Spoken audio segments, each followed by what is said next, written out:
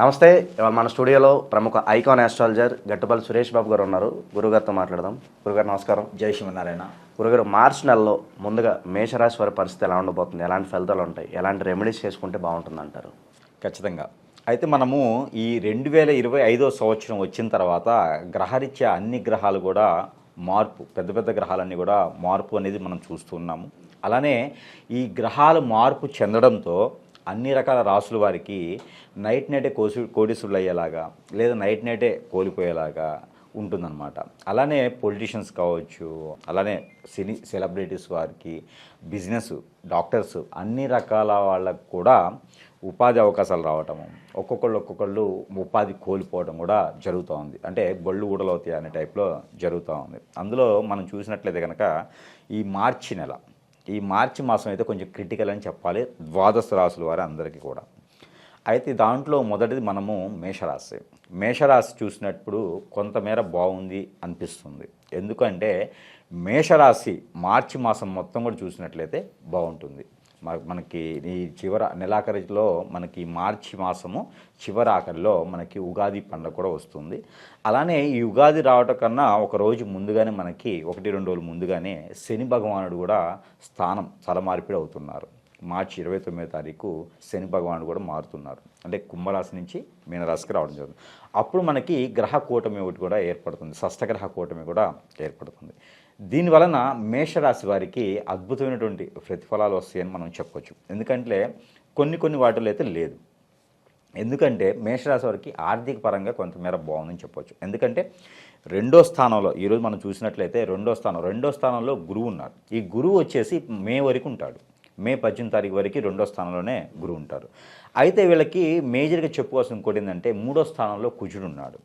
దీనివలన అక్క చెల్లెళ్ళు కావచ్చు, అన్న తమ్ముడు కావచ్చు, ఇలాంటి వాళ్ళ మధ్యన కొంతమేర గొడవ రావటం, అంటే ఏమి లేని దగ్గర ఎక్కువగా ఫాస్ట్ కోపం రావటం, కొట్టుకోవడం లాంటివి కూడా జరుగుతాయి. దానివలన కొంతమేర నష్టపోయేదాన్ని కూడా కనిపిస్తుంది. ఇంకొక నష్టం ఉంది. ఇదేంటంటే 12వ స్థానంలో శుక్రుడు ఉన్నాడు, రాహు ఉన్నాడు, అలానే బుధుడు కూడా ఉన్నాడు. ఆల్రెడీ రెడీగా 3 గ్రహాలు 12వ స్థానంలో ఉన్నాయి. అంటే ఈ మేషరాశి వారు ఏదైతే ఈ యొక్క మార్చి మాసం మొత్తం కూడా చాలా జాగ్రత్తగా ఉండడం మంచిది. నోలు తూలకూడదు, ఎక్కువగా మాట్లాడకూడదు, ఫ్రెండ్షిప్ చేయకూడదు, అలా అని చెప్పి భయపడి గదిలో కూర్చోకూడదు. మన పని మనం చేసుకోవాలి అంతే. ఎందుకంటే భార్య నుంచి గొడవలు అవుతాయి. శుక్రుడు 12వ స్థానంలో ఉన్నాడు కాబట్టి భార్య నుంచి గొడవలు అవుతాయి. భార్య మేషరాశి అయితే భర్త నుంచి గొడవలు ఉంటాయి. ఏది చిన్న విషయాలకు కూడా గొడవలు పడటం, మధ్యలోకి మూడో వ్యక్తి రావటం. ఇంకో విషయం ఏంటంటే అన్ఎక్స్పెక్టెడ్గా విడాకులు కూడా వెళ్ళిపోతారు. చివరికి ఆలోచించుకుంటే ఏముండదు. చిన్న గొడవలు, అన్నం వండలేదనో, కూర బాగాలేదనో, పప్పులు ఉప్పు సరిపోలేదనో, బయటకు తీసుకెళ్ళలేదనో. సో భార్య భర్తలు చాలా జాగ్రత్తగా ఉండాల్సిన అవసరం ఉందంట. ఖచ్చితంగా. అట్లానే పంట భూములకు సంబంధించి కానీ, ల్యాండ్స్కి సంబంధించి కానీ అబద్ధాలు విని మోసపోవటం కానీ ఇలాంటివి కూడా ఈ మార్చి మాసంలో బాగా కనిపిస్తుందని మేషరాశి వారికి. ఎందుకంటే 12వ స్థానంలో బుధుడు ఉన్నాడు, రాహువు ఉన్నాడు, శుక్రుడు ఉన్నాడు.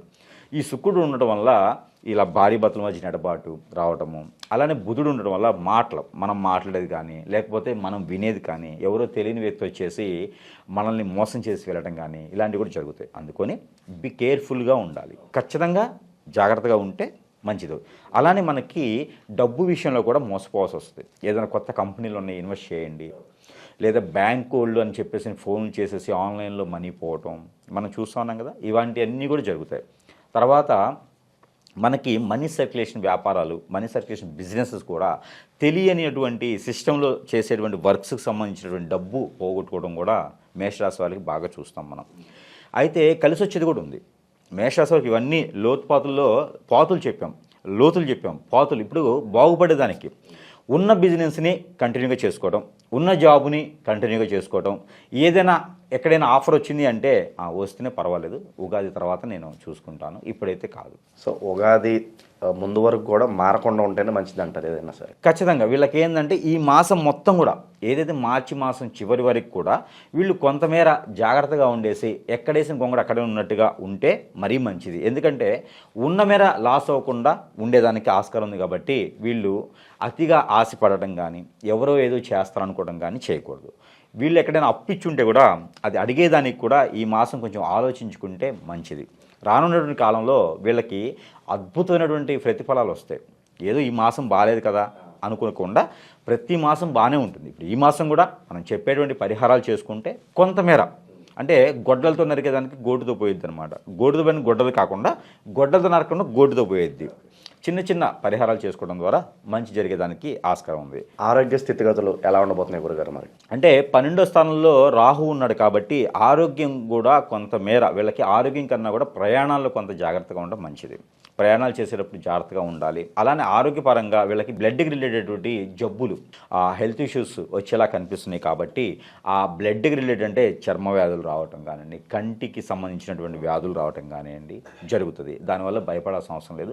ఎవరికైనా సరే ఫైల్స్కు సంబంధించినటువంటి వ్యాధులు ఉంటే కొంతమేర జాగ్రత్తగా ఉండడం మంచిది. ఎందుకంటే మేషరాశి వారికి ఈ మాసంలో ఏదైనా నిజంగా వాళ్ళకి ఫైల్స్కి సంబంధించినటువంటి వ్యాధి ఉన్న వాళ్ళకి మాత్రమే అలాంటివి ఉంటే కొంతమేర జాగ్రత్తగా చూపించుకుంటే మంచిది. ఎందుకంటే ఇప్పుడు ఏదైనా బ్లడ్ రిలేటెడ్గా అన్నాను కాబట్టి బ్లడ్ రిలేటెడ్గా ఫైల్స్ కానివ్వండి, ఇలాంటి ఉత్పత్తులు హార్మోన్స్లో ప్రాబ్లమ్స్ ఇలా వచ్చేలా కనిపిస్తున్నాయి కాబట్టి కొంతమేర వైద్యుని చూయించుకుంటే ఆ మేర సరిపోతుంది. విద్యార్థుల పరిస్థితి ఎలా ఉండబోతుంది గురుగారు? అలాగే విదేశాలకు వెళ్ళాలనుకుంటారు, అటువంటి వారి పరిస్థితి ఎలా ఉండదు? విదేశాలకు వెళ్ళాలనుకున్న వాళ్ళు ఇక తప్పనిసరి పరిస్థితి ఉంటే కనుక వాళ్ళ ఒక దశ అంతర్దశలు బాగుంటే కనుక వాళ్ళకి ఆ మేషరాశిలో ఉన్న వారికి గురు మహాదశ కానీ శుక్రు మహాదశ కానీ లేకపోతే శుక్రు అంతర్దశ కానీ గురువు అంతర్దశ కానీ లేదా బుధ మహర్దశ కానీ ఉన్నవాళ్ళు లేదా శని మహర్దశ ఉన్న వాళ్ళైనా పర్వాలేదు. వాళ్ళు విదేశాలకి ప్రయత్నం చేస్తే వెళ్ళేదానికి బాగుంటుంది.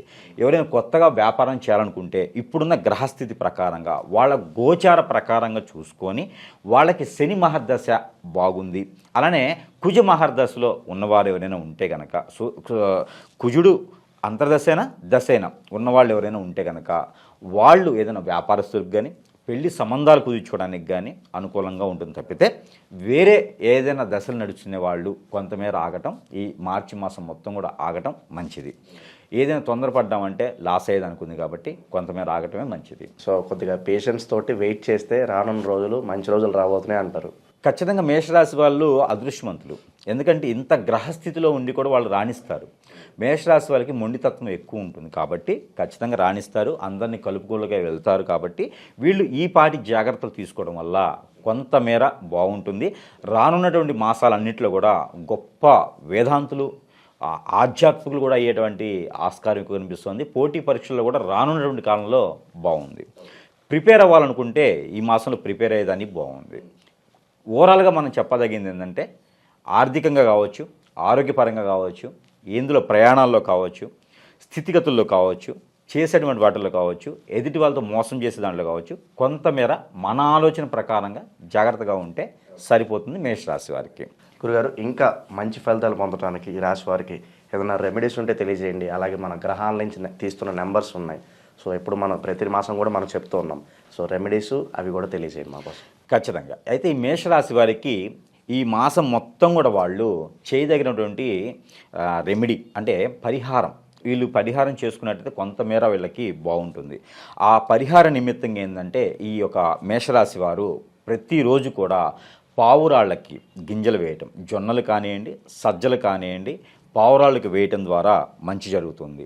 తర్వాత వచ్చేసి నవగ్రహాలకి అభిషేకం చేసుకోవటం లేదా రాహువుకి, శుక్రుడికి, బుధునికి దానం చేయడం. అంటే గ్రహాల మీదకి వెళ్ళి దానం చేసే అవసరం లేదు. మనకి ఆలయాల్లో గ్రహ మండపాలు ఉంటాయి, నవగ్రహ మండపాలు. ఆ నవగ్రహ మండపాల మీద నవగ్రహాలు 9 మీద కూడా నవధాన్యాలు దానం చేస్తే వీళ్ళకి మంచి జరుగుతుంది. ఒక 10 మందికి వీళ్ళకి ఓపిక ఉండి వీళ్ళు స్వతహాగా సంపాదించినటువంటి డబ్బు కానీ ఆస్తులు కానీ ఉంటే ఒక 10 మందికి ఏదైనా శనివారం లేదా మంగళవారం రోజున భోజనం కానీ ఏదైనా టిఫిన్ రూపంలో వండినది పదార్థం ఏదైతే ఉందో అవి వడ్డించి పెట్టడం ద్వారా వాళ్ళు తినగలిగే పెట్టితే కనుక అది దానివల్ల మంచి జరిగేటువంటి ఆస్కారం కనిపిస్తూ ఉంది. ఎవరికైనా బట్టలు కూడా దానం చేయొచ్చు. ఒక ముగ్గురికి ఒక బట్ట దానం చేయకూడదు. పంచె టవల్ కానీ, శారీ, బ్లౌజ్ కానీ ఇలాగా ఒక ముగ్గురికి దానం చేస్తే కూడా మంచి జరుగుతూ ఉంది. ఇంకొక రెమెడీ కూడా ఉంది వీళ్ళకి. ఆవులకి ఆకుకూర తినిపించడం కూడా వీళ్ళకి మంచి జరుగుతూ ఉంది. కాబట్టి ఈ మేర వీళ్ళు ప్రయత్నం చేసుకుంటే మరీ మంచిది. అలానే మనం ప్రతి మాసంలో ఇస్తున్నట్టుగానే మనకి ఈ మాసంలో కూడా వీళ్ళకి ఖచ్చితంగా మేషరాశి వారు ఈ నెంబర్ చదువుకోవడం ద్వారా కూడా వాళ్ళకి 12వ స్థానంలో ఉన్నటువంటి ఏవైతే వాళ్ళకి చెడు చేసే గ్రహాలు ఉన్నాయో ఆ గ్రహాల నుంచి ఉపశమనం పొందేదానికి చాలా అనుకూలంగా కూడా ఉంటుందన్నమాట వీళ్ళకి. అందుకు తగ్గట్టుగా వీళ్ళకి ఇచ్చేటువంటి నెంబర్ ఏంటంటే 5563 556308 ఈ నెంబర్ని వీరు ప్రతిరోజు కూడా 225 సార్లు 225 టైమ్స్ కనుక పఠించినట్లయితే వీళ్ళలో ఉన్నటువంటి నరదిష్టితో పాటు నరఘోషతో పాటు గ్రహాల నుంచి వచ్చేటువంటి అశుభ దృష్టిని శుభదృష్టిగా మలుచుకునేందుకు కూడా ఆస్కారం ఎక్కువ ఉంది. కాబట్టి ఏదైనా వీళ్ళు చేతిలో బఠానీస్ కానీ లేదా శనగలు కానీ లేదా పల్లీలు కానీ చేతిలో పెట్టుకొని ఈ మంత్రాన్ని జపం చేసి అవి తినడం ద్వారా వీళ్ళలో ఉన్నటువంటి కర్మ, క్రోధ, మోహ,